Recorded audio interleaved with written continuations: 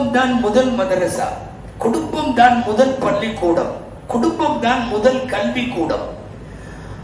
ஒரு மதரசாவிலே ஆசிரியர் அலிஃப் பாத்தா சொல்லிக் கொடுப்பது இரண்டாவது பட்சம். முதலில் வீட்டில் இருந்துதான் அடிப்படை ஒழுக்கத்தை, பண்பாட்டை, ஏன் மார்க்கத்தை, அஹ்லாக்குகள் என்கிற அரும் குணத்தை, இதையெல்லாம் குழந்தைகள் படித்துக் கொள்வது வீட்டில் தான். வெறுமனே தாயிடம் இருந்து மட்டுமல்ல, தந்தையிடம் இருந்தும். ஒரு தந்தை அங்கே வீட்டிலே வளருகிற பிள்ளைகளுக்கு அவர் ரோல் மாடல் ஆகியாக வேண்டும். ஆண்களுக்கென்று பொறுப்புகள் உண்டு, பெண்களுக்கென்று பொறுப்புகள் உண்டு. குறிப்பாக ஒரு குடும்பத்தில் வளருகிற அடுத்த தலைமுறையை வளர்த்தெடுக்கிற விஷயத்தில், அடுத்த தலைமுறையை வார்த்தெடுக்கிற விஷயத்தில் பெண்களுக்கு மட்டுமல்ல ஆண்களுக்கும் பங்குண்டு என்கிற இந்த செய்தியை தான் இந்த ஜும்மாவிலே நாம் சிந்திக்கிறோம். பெரும்பாலும் நம்ம பலர் இப்படி நினைப்பது உண்டு. பெண்கள் பார்த்துக் கொள்வார்கள், மக்களை அவர்கள் வளர்த்துக் கொள்வார்கள், அது அவர்களின் பொறுப்பு. நாம் தொழில் செய்தால் போதும், சம்பாதித்தால் போதும், ஹலாலான வழிகளிலே பொருளீட்டினால் போதும் என்கிற அளவுக்கு மட்டும் ஆண்கள் தங்கள் வட்டத்தை சுருக்கிக் கொள்வது சரியல்ல என்கிற கருத்து நாம் இங்கே சிந்திக்க வேண்டும். ஆண்களைத்தான் குடும்ப தலைவர்கள் என்று சொல்லுகிறார். ஒரு விஷயம் இங்கே கவனிக்கத்தக்கது, திருக்குரானில் மனிதர்கள் என்று பல இடங்களில் வார்த்தைகள் வருகிறது. சில இடங்களில் மாத்திரம்தான் ஆடவர்கள் என்று வருகிறது.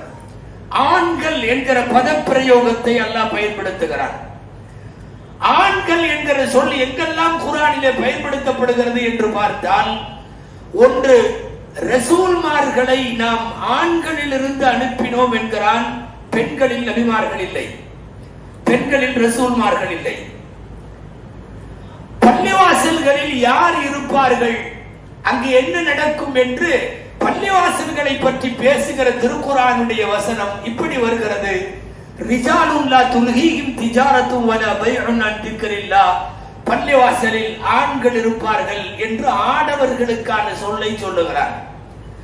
குர்ஆனில் ஆடவர்கள் என்று இறைவன் கையாளுகிற மூணாவது இடம் என்ன தெரியுமா?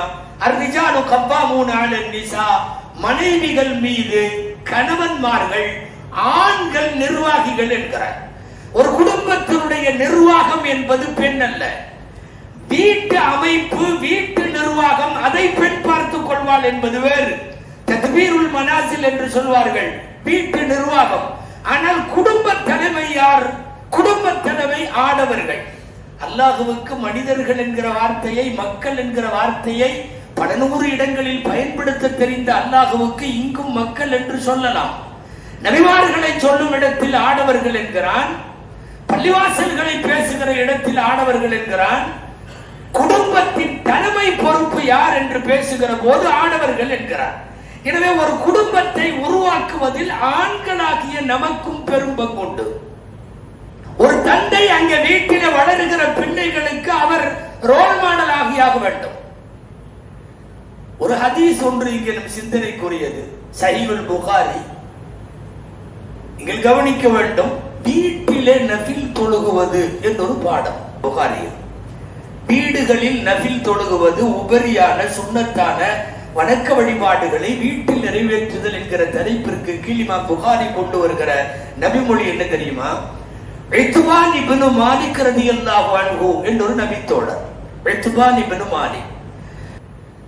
ஒரு ஹதீஸ் ஒன்று இங்கே நம் சிந்தனைக்குரியது, சஹீஹுல் புகாரி. இங்கே கவனிக்க வேண்டும், வீட்டிலே நஃபில் தொழுகுவது என்றொரு பாடம் புகாரியில்.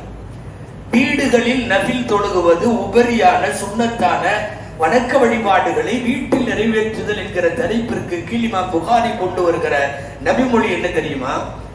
இத்பான் இப்னு மாலிக் ரலியல்லாஹு அன்ஹு என்றொரு நபித்தோழர்.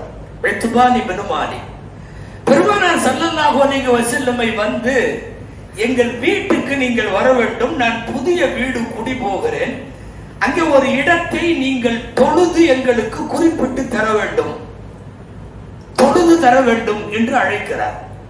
அனஸ் ரலியல்லாஹு அன்ஹு சொல்லுகிறார்கள், நாயகம் ஸல்லல்லாஹு அலைஹி வஸல்லம் போனார்கள். நாங்களும் பின்னாலே போனோம்.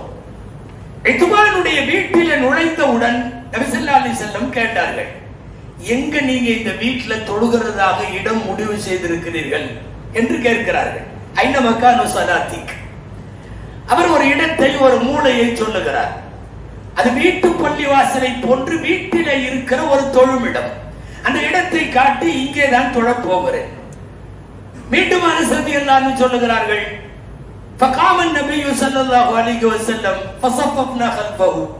நாயகம் நின்றார்கள், நாங்களும் பின்னாலே நின்று கொண்டோம் சஃபிலே. நபி ஸல்லல்லாஹு அலைஹி வஸல்லம் தொழுது முடித்தார்கள். ஒரு 2 ரக்காயத்து தொழுது முடித்துவிட்டு வீட்டிலே இருக்கிற வீட்டின் உரிமையாளர், அழைப்பு கொடுத்தவர் உத்மான் இப்னு மாலிக் ரலியல்லாஹு அன்ஹுவை கூப்பிட்டு நபி ஸல்லல்லாஹு அலைஹி வஸல்லம் சொன்னார்கள், இதுதான் உன்னுடைய தொழுகும் இடம், நீ இதிலே தொழுது கொள் என்று சொல்லிவிட்டு வந்து விட்டார்கள்.